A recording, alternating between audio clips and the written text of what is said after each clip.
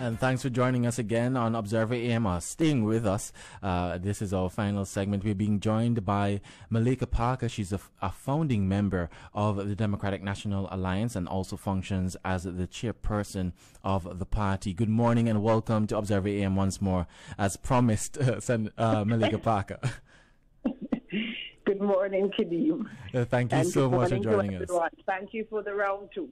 Yes, I know people are really eager to hear a continuation of yesterday, given the time constraints, and I know that there are a lot of developments, a lot to be said about what has been happening here in Antigua and Barbuda, and I wanted to pick up just on something that was mentioned just this morning. The TUC should be meeting with the cabinet today to discuss their concerns on the government's proposed mandate. Well, it's not proposed anymore. It's already been mentioned or to be enforced next week for some workers. Do you think it's too little too late for this meeting? Has the horse already bolted? No, and no on both accounts. I think that it is still proposed. I had the pleasure of attending the press conference put on by the TUC yesterday, and I believe that the unions have taken a very reasonable, level-headed approach on behalf of their workers. And so it is up for the government now to extend that hand and to have those discussions in good faith and not go into that process having etched their position in stone. So I am hopeful that the result will be a reshaping of the social partnership that ought to have existed before we went down this hill. The DNA, as I stated yesterday, we never lose hope, and given our own, the mountain that we have to climb, we are driven by hope and the promise that everything can change. All right, so, we will wait and look forward to the outcome of those engagements. I expect there to be several engagements, but I think that the unions will represent themselves well. Looking at the entire issue of consultation, I know, well, let me not say I know, but from what I've heard, it would seem that the DNA or DNA administration will move more towards a small or having small government sort of approach to governance. Yeah. Does this or does the issue of consultation worry the DNA? Because quite often we hear a decision being made, and at this time it was a union saying, look, this decision was made and we weren't consulted. We have had the nurses say the same, and several other bodies in Antigua and Barbuda say or have this criticism towards the Antigua and Barbuda Labour Party. What do you make of that? Yes, and in answering that question, I can answer another question that is often posed to the DNA in terms of, what would we do different? And I can tell you that the issue of citizen participation and inclusion in governance and the decisions that affect them are a core plank of who we are in the DNA. And so straight off the bat, I can tell you that would be different. And yes, the DNA is very well wedded to the idea of decentralization of government and the reshaping, really, of the social contract that we believe that our model of democracy have really strayed far. And really, it has not served us well. You have just given a very short and brief list, just the latest recent fallout, where government has acted in a top-down fashion or not given enough credence, allowance, incorporation, inclusion of the views of stakeholders.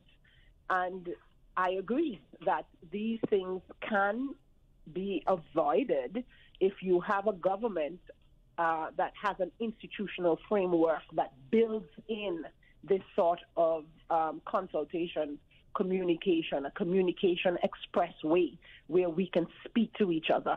And, quite frankly, I don't want to hit our existing system too hard because, to be honest, those mechanisms are there. The nurses have formed themselves into an association and have found a way to speak in one accord. And so it is really for those that occupy the seat of policy making, the seat of leadership, to be humble in their exercise of that power and to be smart, to really understand that we get more done if we are doing it together, Kadeem.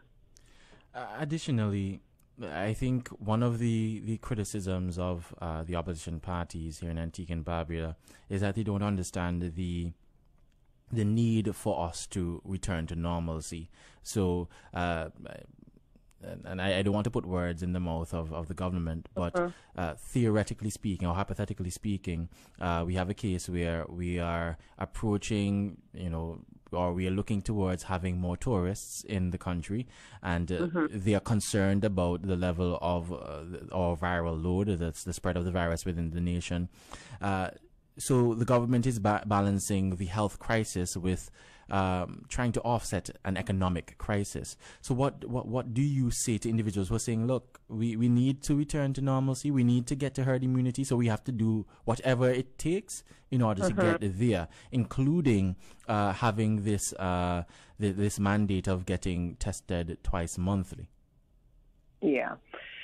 No, it is not that so-called opposition parties, and I suppose in this discussion we will accept this label, but I think it really does a disservice, particularly in an issue of this national importance and consequence. It touches every home, all of us, all of our children, all of our parents, all of the elderly families that we have. And so I do not accept that political parties who are not currently in government do not share an appreciation for the issues that government is grappling with. To the question, though, I do believe that we require a response, Kadeem, that is proportional, that the response must be measured, and that it should be just. Because at the end of the day, the DNA believes as well that the COVID-19 crisis is really also a test of our values as a society, right? How well we respond to the crisis is not that the end justifies the means, but how well we control the virus. We must also be cognizant of the fact that history will actually record how we controlled the virus. And so that how is how we balance, right, the ethical and other considerations with which we are confronted today. And we have to weight these things. These things must be equally and proportionally weighted against the challenge with which we are faced. So tourists have to come back. And let me say, Kadeem, there are some things that I believe the Antiguan population don't want to return to in terms of this idea of what was normal. And one of them is the high-handed approach of our governance, our governing parties. That has been traditionally what we are faced with. And we like to say that COVID-19 is the great reset.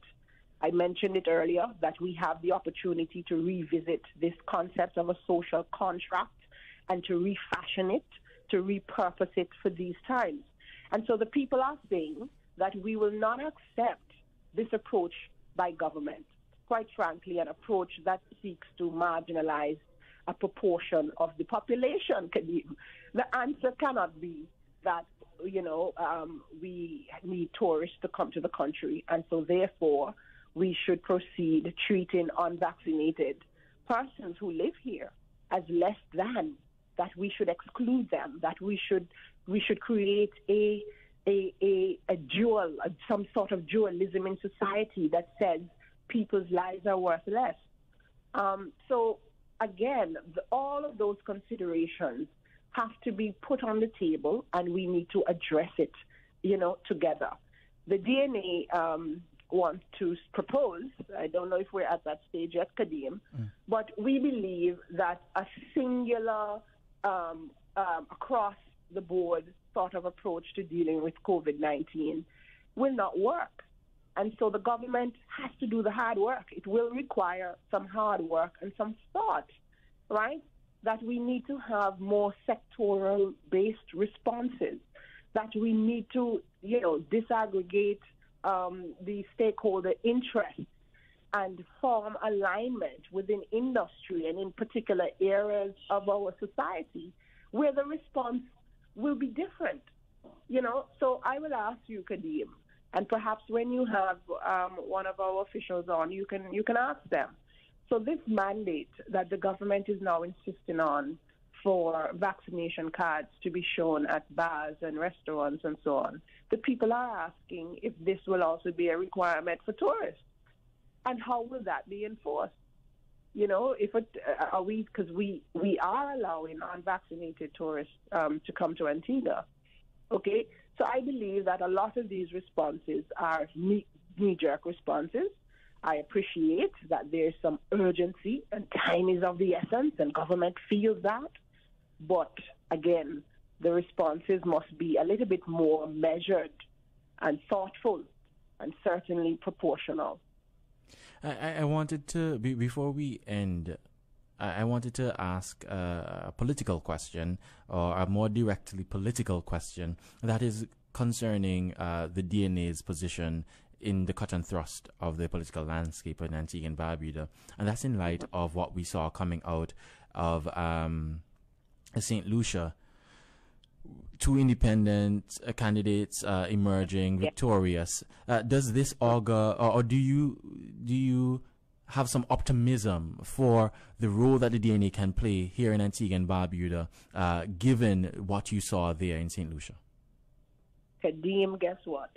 We did not have to look to St. Lucia for any comfort. We're glad that reality is there to confront others. But based on what the DNA has been feeling on the ground, we have always been assured that people are ready for something different within our political culture. We keep saying that we are reflecting and projecting the aspirations of the people of Antigua and Barbuda. We do not say that idly. So we know that there has been a growing disaffection, disillusionment, distrust, and I would say even anger, right, by the people, frustration with our current political culture, our systems, our institutions, and the political parties which uphold them. And so the DNA knows, we are comforted in knowing that we are in the information age, that people are craving information, that decisions are more fact-based, people are asking hard questions, and they are throwing our politicians against the ropes, right? And that is good. And so, yes, we see a pathway in that social growth, right? That social maturity that is being experienced, obviously, throughout the region. You know, I will take this opportunity then to congratulate those independent candidates. I know, of course, that the issues there were a little bit different. Mm-hmm. But in politics, it takes a certain amount of courage and boldness, forthrightness, and conviction, you know, to stand by your principles and values. And we recognize that wherever it exists. Well, on that note, Malaka Parker, I'd like to say thank you for joining us for our part 2 of our discussion on recent events here in Antigua and Barbuda. Thanks to yourself and your team for joining us and sharing your insights on all that is taking place here. A founding member of the Democratic National Alliance and chairperson of the DNA, Malaka Parker. Once again, thank you. Thank you, Kadeem, for accommodating us. Have a great day. Visit us online at dnaab.com to learn more.